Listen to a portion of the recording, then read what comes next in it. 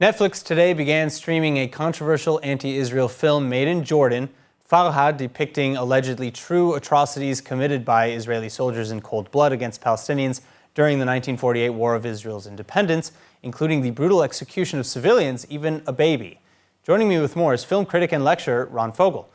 Ron, thank you very much for being with us. Now, first off, Netflix is hosting this film which claims to be based on true events, and obviously, if true, it would be a horrific story. But who's checking the veracity of such claims? That's the big problem that I have with the film, that it's allegedly based on true facts.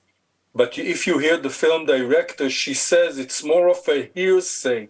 It's stories that she heard from her father and from her grandparents about this supposed to be kid that was locked in a basement, and he looked through the windows and he saw Israeli soldiers killing Palestinian babies. So we don't know if it's based on true stories. Nobody in Netflix bothered to check the historic accuracy. Now I'll tell you, for me as a film critic and a lecturer, I don't have trouble with historic accuracy because filmmakers have historic freedom. In Tarantino's film Glorious Bastards, the Jews killed Hitler, and in the movie JFK by Oliver Stone, the CIA and the FBI assassin Kennedy, which we know it's not absolutely true. And this Jordanian director can do what she wants and portray whatever she wants on film, and Netflix can purchase this film and distribute it to all 200 million, but to say that it's true, subscribers.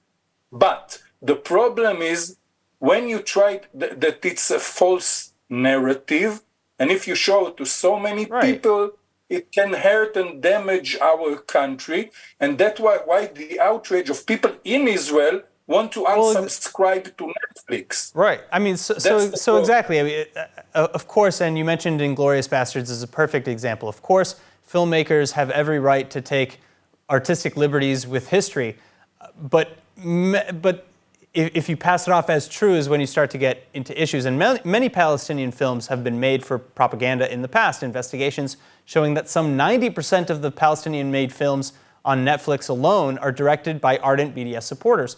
So if, in fact, the film is shown to be libelous, how culpable is Netflix for producing and disseminating it? I tell you the truth, I think that they're interested in incomes and not historical accuracy. They're a large corporation, an international company. By the way, they like the provocation that the film made because now many, probably more subscribers will want to see it. So they like what's happening to draw the fire, but that's a problem.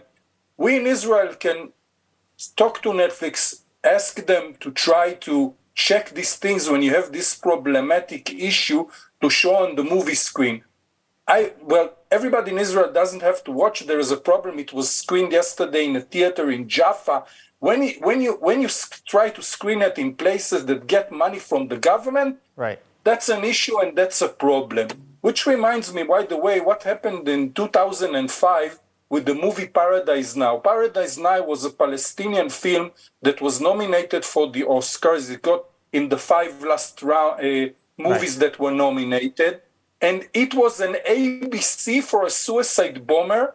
How you get the bomb, how you shave, how you get the greetings as a shaheed, how you come to Tel Aviv with an aid, and then in the end, how you bomb yourself in a bus. Yes, purchased the film, and in the last minute, they took it out of their screenings because there was an outrage in Israel. But it was shown in cinematheques around Israel, and we know that these things happen. But when you have a false narrative in these films, like this Jordanian film, whose Jordanian nomination for the Oscar, by the way, the problem is that just this one sentence that says in the beginning, based on true facts. Netflix, if they want to be honest and fair, I don't believe that they're interested in being honest and fair. They should remove that. Could add that it's not actually proven that it's based on historical accuracy. All right. Ron Fogel, thank you so much again for joining us. Bye-bye. See you.